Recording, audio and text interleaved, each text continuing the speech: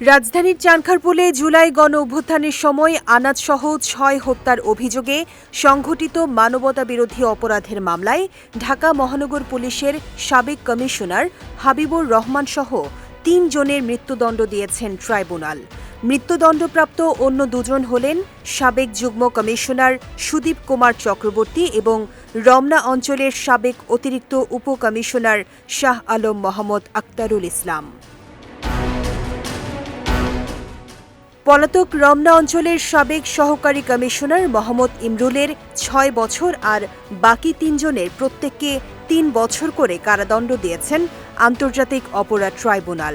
এছাড়া শাহবাগ থানার সাবেক পরিদর্শক মোহাম্মদ আরশাদ হোসেনের ৪ বছর কারাদণ্ড দিয়েছেন ট্রাইব্যুনাল।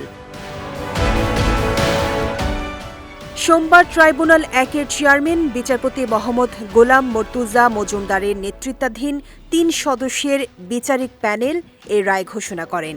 প্যানেলের অন্য ২ সদস্য হলেন বিচারপতি মোহাম্মদ শফিউল আলম মাহমুদ এবং অবসরপ্রাপ্ত জেলা ও দায়রা জজ মোহাম্মদ মহিতুল হক এনাম চৌধুরী।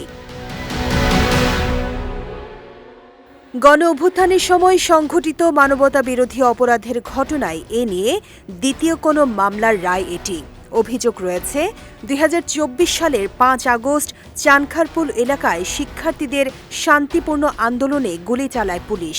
এতে শাহরিয়ার খান আনাস, শেখ মাহাদি হাসান জুনায়েদ, মোহাম্মদ ইয়াকুব, মোহাম্মদ রাকিব হাওলাদার, মোহাম্মদ ইসমামুল হক ও মানিক মিয়া শাহরিক নিহত হন। এ ঘটনায় করা মানবতাবিরোধী অপরাধের মামলায় গত ২৫ মে আনুষ্ঠানিক অভিযোগ আমলে নেন ট্রাইব্যুনাল।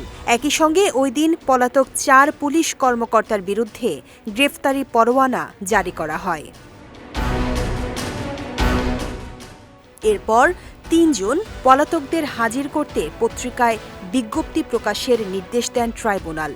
বিজ্ঞপ্তি প্রকাশের পরও হাজির না হলে ১৪ জুলাই ৮ আসামির বিরুদ্ধে অভিযোগ গঠন করে বিচার শুরুর আদেশ দেন আদালত। তারই ধারাবাহিকতায় ১০ আগস্ট সূচনা বক্তব্যে উপস্থাপন এবং ১১ আগস্ট সাক্ষী গ্রহণ শুরু হয়। এই মামলায় রাষ্ট্র ও আসামিপক্ষের যুক্তি উপস্থাপন শেষে গত ২৪ ডিসেম্বর রায় ঘোষণার জন্য গত ২০ জানুয়ারি দিন ঠিক করেছিলেন ট্রাইব্যুনাল। তবে রায় প্রস্তুত না হওয়ায় পরে তা পেছানো হয় বলে জানায় প্রসিকিউশন। বিজয় টিভি নিউজ ডেস্ক।